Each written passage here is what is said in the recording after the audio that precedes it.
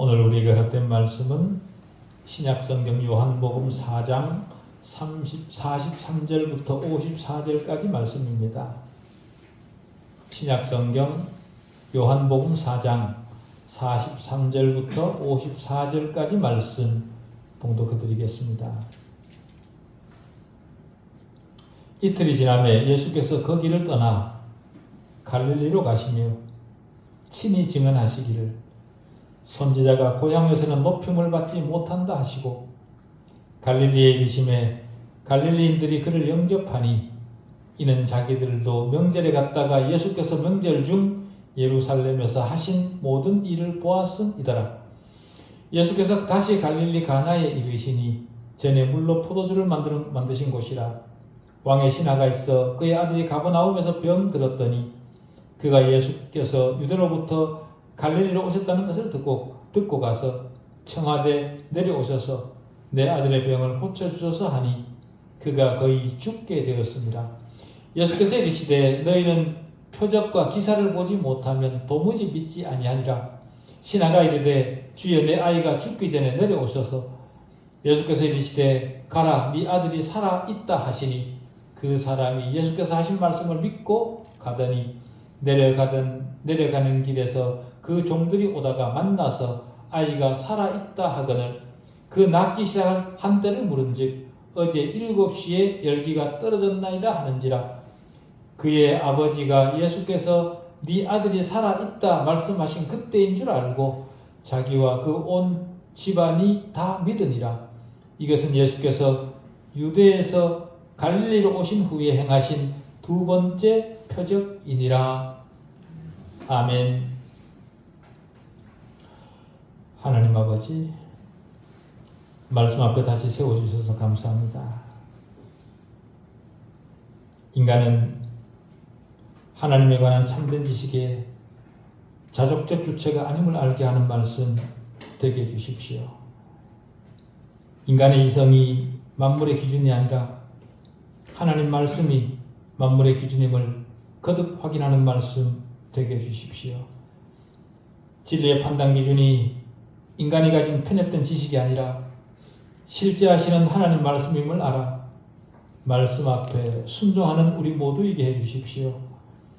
진리는 인간의 이성에 의해 판단되고 처방되어야 하는 어떤 것이 아니라 오직 하나님 말씀에 근거해야 된다는 사실을 바르게 인식하는 시간 되게 해주십시오. 이성의 승인을 받은 경우에만 진리로 수용될 수 있다는 듯 주장하는 참담한 시대입니다.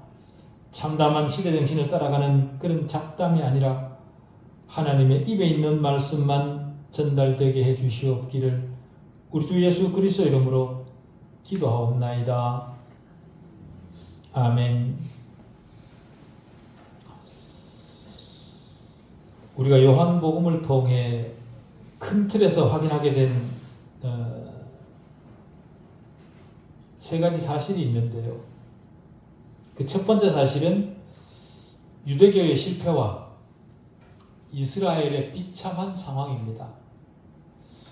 유대인들은 자신들에게 맡겨진 하나님 말씀의 진리를 이해하지 못하고 하나님 말씀을 하나의 정형적 종교로 틀에 박힌 종교로 만들었습니다. 그리고 두 번째는 주님은 우리의 관심을 이스라엘이라는 나라로부터 예수 그리스도에게로 돌리신다는 사실, 그것을 우리는 요한복음을 통해서 지금까지 확인했던 두 번째 사실입니다. 주님이 그렇게 우리의 관심을 주님에게로 돌리게 하시는 이유는요, 우리가 얻은 구원은 정형화된 종교가 아니라 그리스도와의 연합해서 오는 것이라는 사실을 알도록 하시기 위해 우리의 관심을 주님에게로 돌리시는 겁니다. 그리고 4장 도입부에서 세 번째 원리가 나타나는데요. 거기에 보면 유대교로부터 이방인에게로 우리의 방향을 전환시키시는 주님의 모습을 보게 됩니다. 요한복음 도입부에서 확인했듯이 유대인들의 영적 상태는 처참했습니다.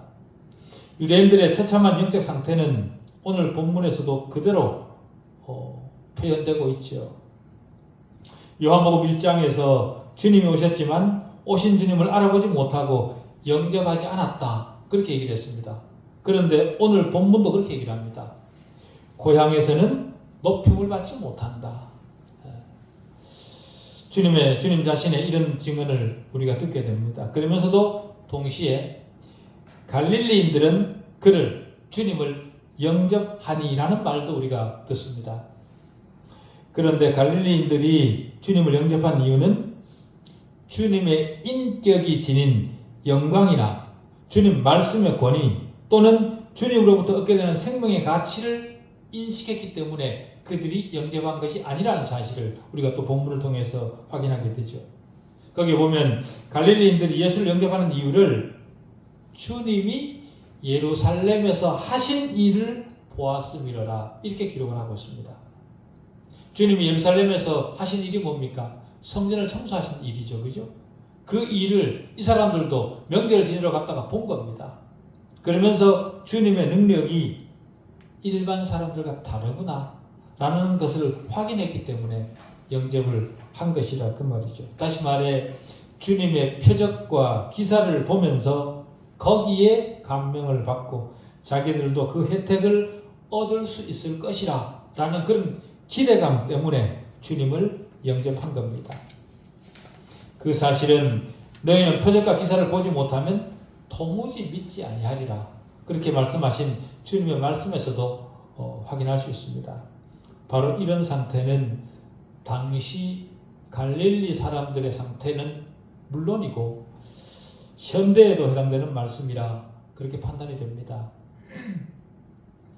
하나님과 예수 그리스도를 바르게 알지 못하는 현대인들과 교회 안에 있는 자들의 무능함 그리고 주님의 말씀이 진리임을 지식적으로는 알지만 인격적으로는 경험하지 못한 그들의 실패가 본문에 고스란히 나타나고 현대도 그렇습니다. 오늘 본문은 이틀이 지남에 예수께서 거기를 떠나 사마리아를 떠나 갈릴리로 가시며 라고 그렇게 시작을 합니다. 주님이 사마리아에 계시는 동안 많은 사람들이 주님을 믿었고 수많은 영혼이 구원을 받고 그들로부터 높임을 받으셨습니다. 만약 우리 같았다면 그 좋은 대우를 받으면서 사마리아에 계속해서 안주했을 겁니다. 그죠? 좋은 대우를 받는 곳에서 계속 있고 싶지요. 그런데 그 아름다운 모습을 뒤로 하고 높임을 받지 못할 고향으로 가십니다. 여기서 우리가 또다시 확인하게 되는 사실은 하나님의 생각은 우리와 많이 다르다는 겁니다. 우리는 편하고 좋은 곳을 좋아합니다. 그러나 하나님은 해야 될 일을 하도록 가야 될 곳을 가도록 그렇게 하시는 하나님이시라는 거죠. 주님 자신도 아마 고향 갈릴리로 가는 것이 싫었을 겁니다. 그렇지만 주님이 오신 목적이 아버지의 뜻을 행하기 위해 오셨고 바로 그 목적을 주님도 그 사실 잊지 않고 기억하고 계셨습니다. 그렇기 때문에 주님은 자신에게 정해진 길을 따라 하나님의 뜻을 위해 나아가셨던 거죠. 주님의 이런 모습에서 우리는 중요한 교훈을 얻습니다. 우리가 한 장소에서 아무리 성공적이고 인기 있는 사역을 했을지라도 하나님께서 우리를 다른 곳에서 일하게 하신다면 우리는 거기를 두고 옮겨가야만 된다라는 겁니다. 우리를 위임하신 하나님의 뜻이 우리의 모든 행동을 결정하도록 하나님에게 내어드려야 된다. 우리의 모든 것을. 하나님께서 보내신 현장이 인간의 시각으로 보면 실패 현장일 수 있습니다. 그러나 주님이 보내신 것이라면 그 결과가 실패로 드러난다고 해서 초조해하거나 흥분해할 일은 아니다.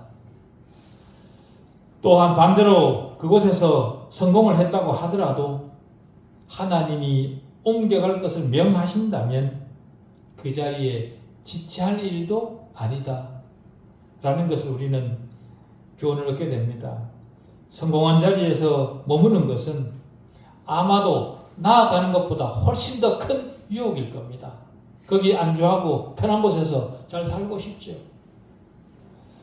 그러나 주님이 원하시는 때라면 우리는 박차고 일어서야 합니다. 예수께서 거기를 떠나 갈릴리로 가시며 라는 말은 앞에 4절에 사마리아를 통과하여야 하겠다라는 그 말씀과 맥을 같이 합니다. 해야만 되는 의무인 거죠. 주님께 지어진 책임입니다.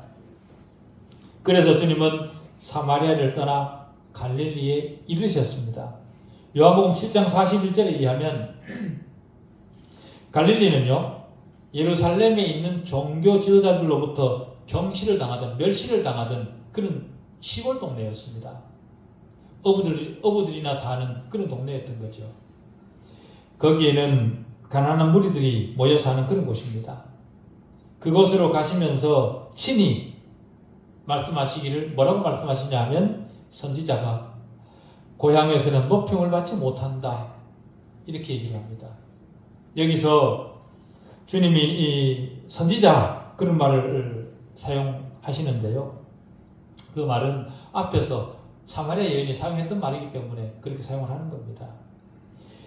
여기에 대해서 그 선지자가 고향에서는 높임을 받지 못한다라는 이 말에 대해서 누가복음 4장에 가면 좀 더 자세한 내용이 있습니다.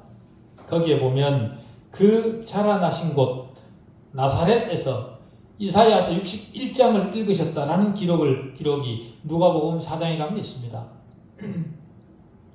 거기에서 주님의 말씀을 들은 자들이 뭐라고 얘기를 하냐면 놀랍게 여겨서 이 사람이 요셉의 아들이 아니냐.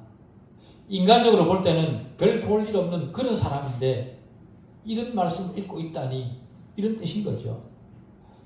다시 말해 그들은 주님이 하나님이라는 사실을 전혀 눈치채지 못했던 형편없는 가난한 그 집안의 한 초라한 아이일 뿐으로 그렇게 생각을 했던 겁니다. 그들의 그런 반응에 대해 주님은 뭐라고 말씀하시냐면 예수께서 그들에게 이르시되 너희가 반드시 의사야 너 자신을 고치라 하는 속담을 인용하여 내게 말하기를 우리가 들은 바 가버나움에서 행한 일을 네 고향 여기에서도 행하라 하리라. 또 이르시되 내가 진실로 너희에게 이르노니 선지자가 고향에서는 환영을 받는 자가 없느니라. 그렇게 응대를 하십니다. 고향에서 환영받지 못했던 이유는 주님 자신이 하나님의 주권적 역사를 위해 오셨다는 말씀을 하셨기 때문이고, 다시 말해 나는 보통 사람이 아니다. 하나님의 주권을 행사하기 위해 하나님으로부터 보냄을 받은 자다. 그렇게 고향 사람들에게 얘기를 하니까 고향 사람들이 싫어했던 겁니다. 자신들이 알고 있기는 형편없이 초라한 한 인물에 불과한데 네가 하나님의 주권을 행사하기 위해 왔다니 말이 되는 소리냐. 그렇게 생각을 해서 주님을 미워했던 거죠. 그리고 또 엘리야 시대에 가부가 많았지만 오직 시돈 땅에 있는 사렙다 가부를 위해서만 엘리야가 보내졌고, 자기 자신을 비유해서 그렇게 말하는 겁니다. 주님이 나병 환자가 많았지만 그 중에 나음을 받은 사람은 오직 수리아 사람 나아만 뿐이라 그렇게 말했던 그 말 때문에 고향 사람들로부터 배척을 당했던 겁니다. 다시 말해 하나님이 너희 모든 사람을 위해서가 아니라 하나님이 목적하신 대상이 너희가 아니라 따로 있다. 그런 말을 들으니까 갈릴리 사람들이 화가 났던 겁니다. 자신들을 무시하고 너희들이 아니라 다른 사람들을 위해 하나님께서 선택해 놓은 다른 사람이 있다. 그렇게 얘기를 하니까 화가 났던 거죠. 그래서 고향 사람들이 주님을 동네 밖으로 쫓아내고 심지어는 산 낭떠러지 끝까지 끌고 가서 거기서 밀쳐서 낭떠러지 밑으로 떨어뜨리려고 그렇게까지 시도를 했었습니다. 이렇게 주님은 공생의 시작 전에 살았던 사람들로부터 굴욕을 당하셨죠. 주님은 자신의 고향에서 즉 갈릴리에서 높임을 받지 못하셨습니다. 그러나 우리는 그곳으로 돌아오신 주님을 봅니다. 높임받지 못할 그곳으로 돌아오신 주님을 우리는 봅니다. 주님이 그곳에 왜 돌아와야 됐을까요? 이 질문에 대한 대답을요, 마태복음 4장은 이렇게 대답을 합니다. 마태복음 4장 12절부터 16절입니다. 예수께서 요한이 잡혔음을 들으시고 갈릴리로 물러가셨다가 나사렛을 떠나 스불론과 납달리 지경 해변에 있는 가버나움에 가서 사시니 이는 선지자 이사야를 통하여 하신 말씀을 이루려 하심이라. 일러스되 스불론 땅과 납달리 땅과 요단강 저편 해변길과 이방의 갈릴리여, 흑암에 앉은 백성이 큰 빛을 보았고 사망의 땅과 그늘에 앉은 자들에게 빛이 비치었도다 하였느니라. 이 말씀은 주님의 완전한 순종을 보여주는 그런 말씀입니다.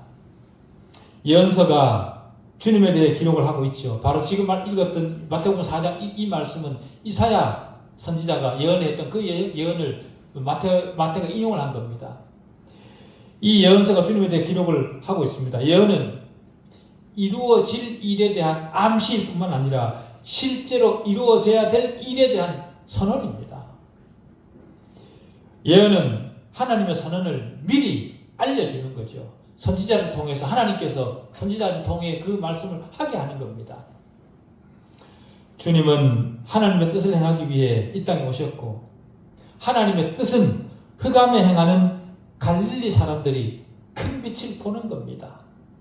그렇게 되도록 하기 위해 주님은 떠나기 싫었던 사마리아를 떠나 갈릴리로 갈 수밖에 없었던 거죠.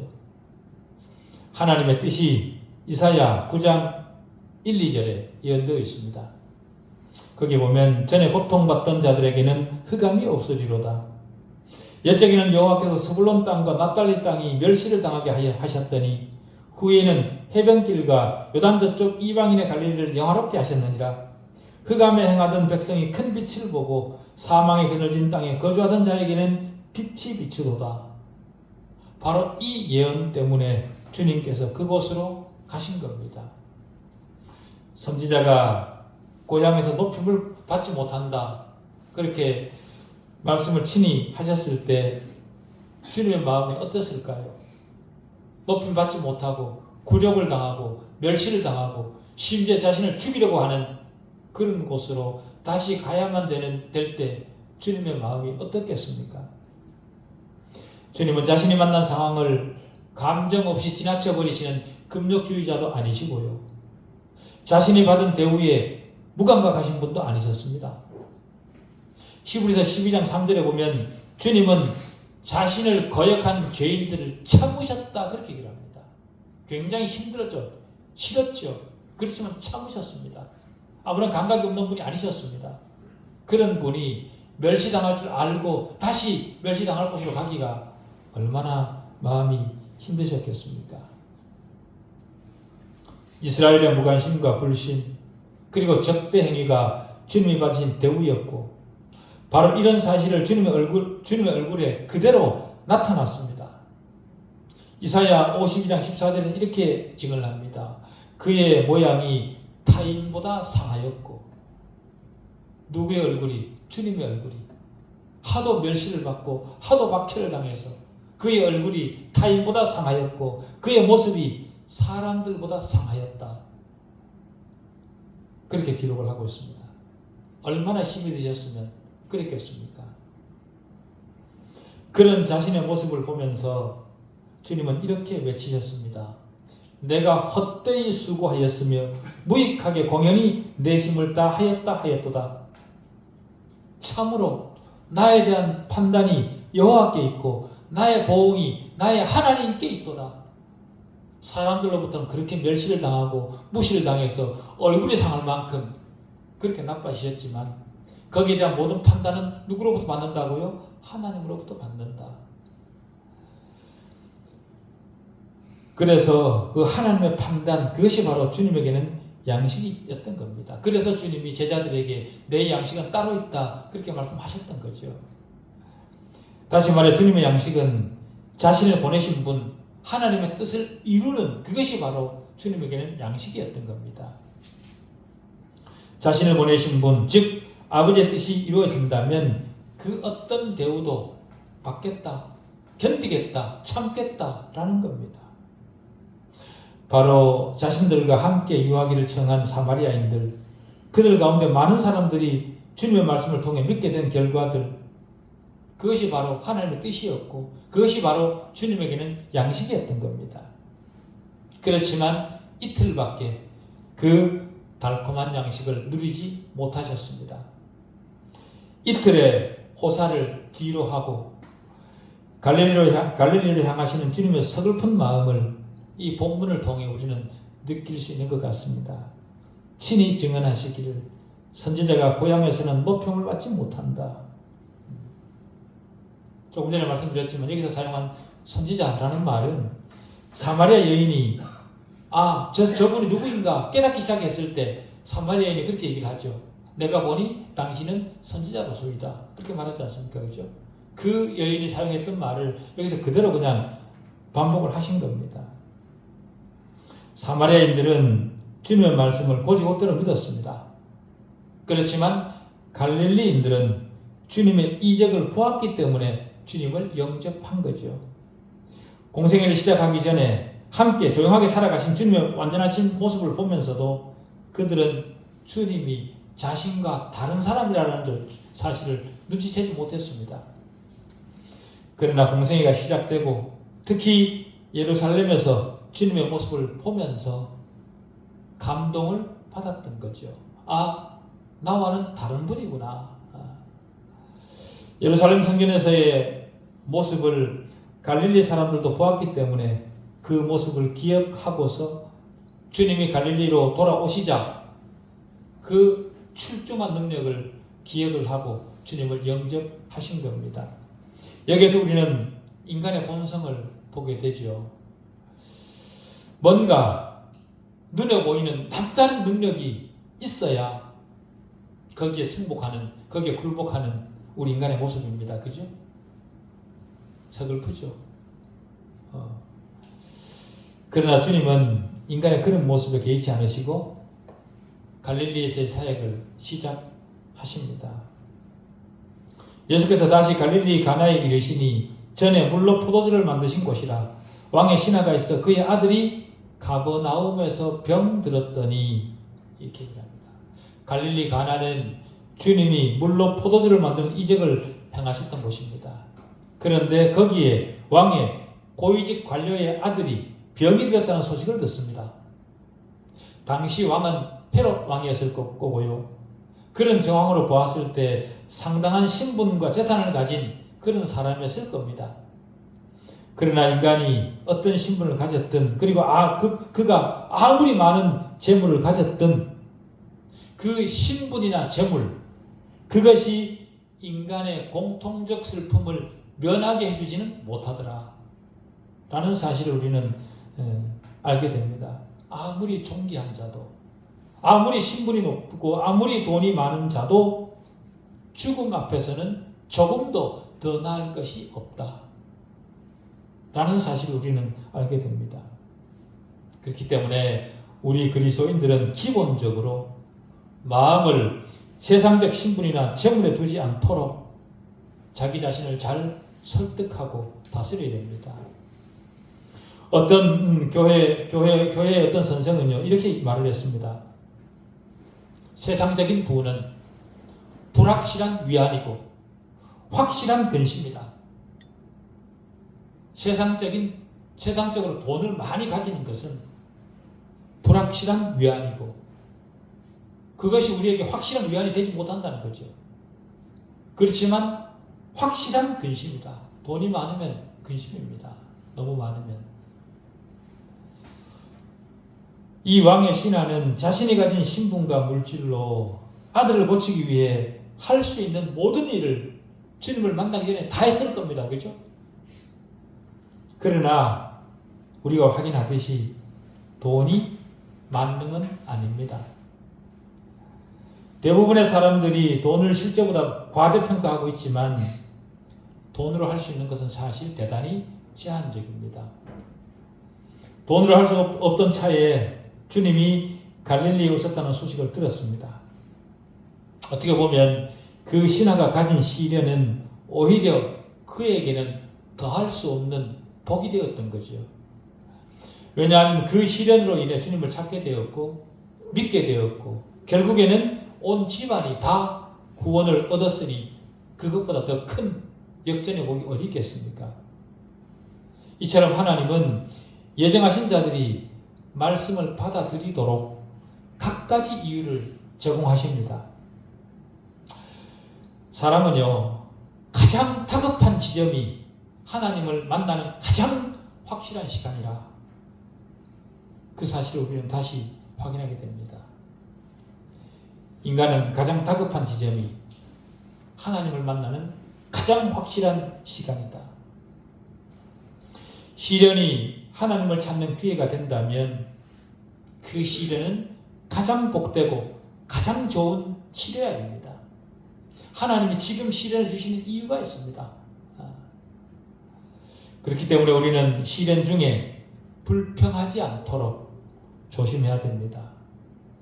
아들이 거의 죽게 되자 주님에게 간청하는 신하의 모습을 우리는 봅니다. 뭐라고 간청하냐 하면 청하되 내려오셔서 내 아들의 병을 고쳐주소서 하니 그가 거의 죽게 되었습니다. 지푸라기라도 잡는 심정이었을 겁니다. 주님의 능력을 믿기는 했지만 주님의 전능하심은 알지 못해 다급한 마음을 드러내는 그 신하의 모습입니다. 주님보다 주님의 표적과 기사에 더 관심이 있는 자들을 보시면서 주님이 그렇게 말씀하시죠. 너희는 표적과 기사를 보지 못하면 도무지 믿지 아니하리라. 그렇게 견책하십니다. 주님이 견책하시는 이유는 그들이 자신들의 분수를 모르기 때문에 견책을 하시는 겁니다. 그가 누구이든 하나님에게 무엇을 어떻게 해달라 그렇게 요구할 자격이 있는 사람은 아무도 없습니다. 그런데도 이 신하는 마치 자격이 있는 듯이 신하를 부리듯이,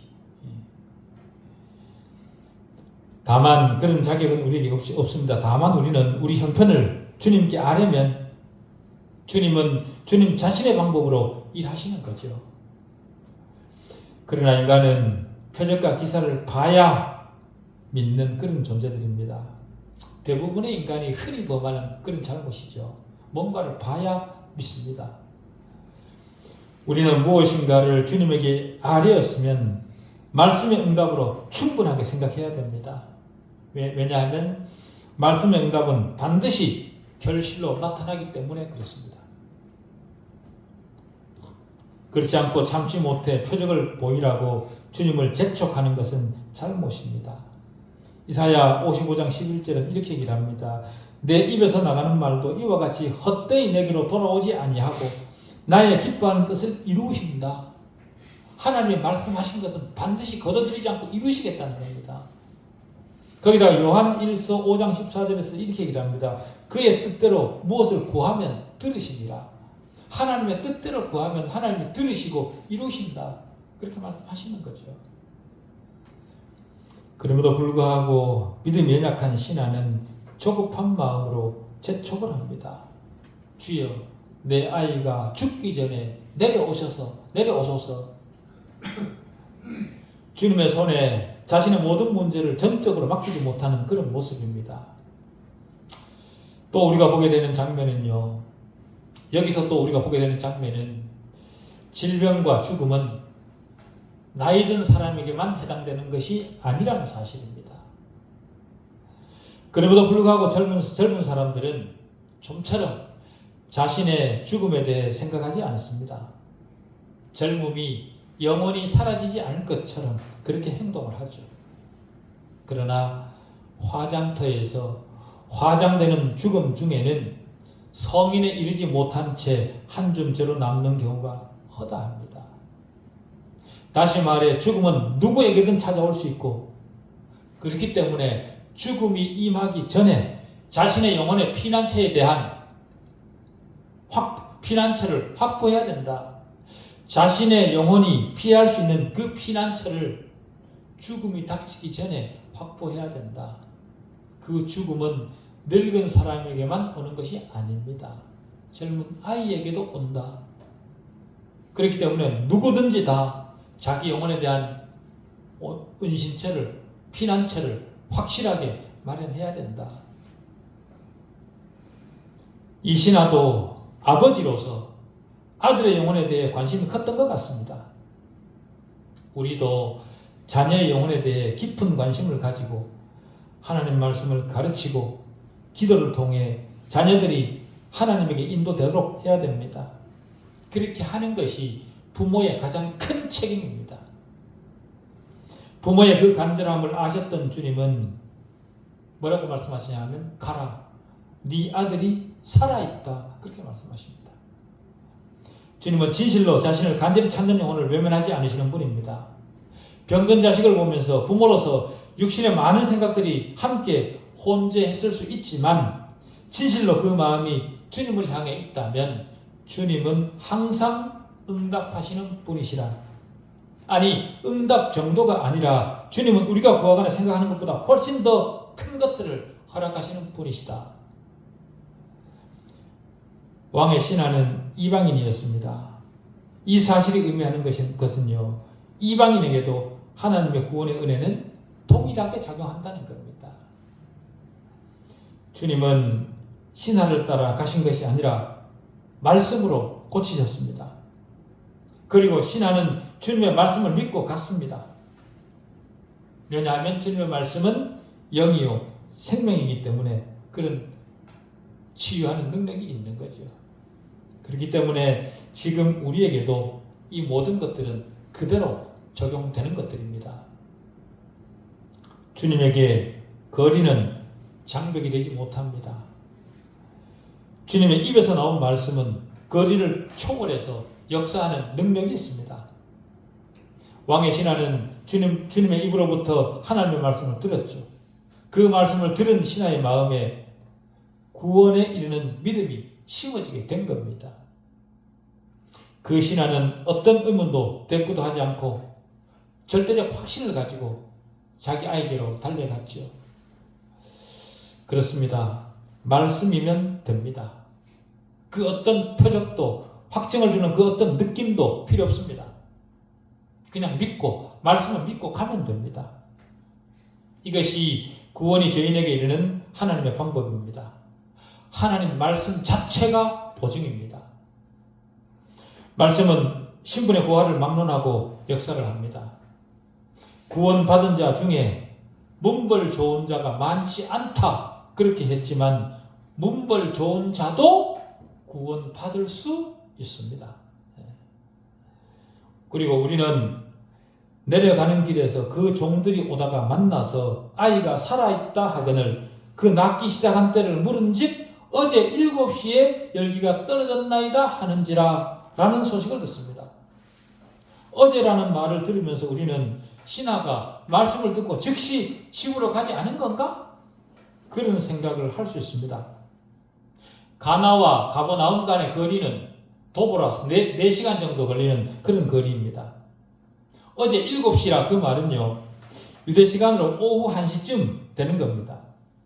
그리고 유대인들은 일몰을 기준으로 날짜를 정하기 때문에 그 소리를 듣고 집으로 달려갔을 때 그때 시간이 저녁이었던 겁니다. 저녁이니 뭐라고 얘기를 하겠어요? 낮에 일어난 일이니까 어제라 그렇게 표현을 하는 거죠. 유대인들은. 낮에 듣고 저녁에 도착했으니 어제 일어난 일이 맞는 겁니다. 하나님이 하시는 일에는 실수가 없습니다. 주님이 나았다 그렇게 말씀하셨던 시간과 일치된 시간이라는 것을 확인한 모든 가족은 다 주님을 믿었습니다. 그의 아버지가 예수께서 내 아들이 살아있다 말씀하신 그때인 줄 알고 자기와 그 온 집안이 다 믿으니라. 온 집안이 영생을 얻도록 하기 위해 하나님은 신하의 아들을 사용하셨습니다. 왕의 신하와 그 가족은 체험을 통해 주님을 영접한 좋은 예이죠. 이런 강력한 체험은 우리 신앙을 견고하게 해주는 긍정적 측면이 있습니다. 당시 상류층은 주님을 적대시하는 그런 경우가 많았죠. 그렇기 때문에 주님을 받아들이기가 쉽지 않았을 겁니다. 그런 그들이 모든 체면을 뒤로 하고 주님을 받아들이도록 강력하게 하나님께서 체험을 주신 거죠. 주님은 주님의 백성들을 포기하지 않으십니다. 어떤 체험을 통해서라도 기어이 잃어버린 양을 찾으시는 분이십니다. 찾으셔서 주인이 누구인가를 명백히 알려주시는 그런 분이시죠. 그런 차원에서 고난은 우리에게 유익입니다. 기도하시겠습니다. 하나님 아버지, 은혜를 감사합니다.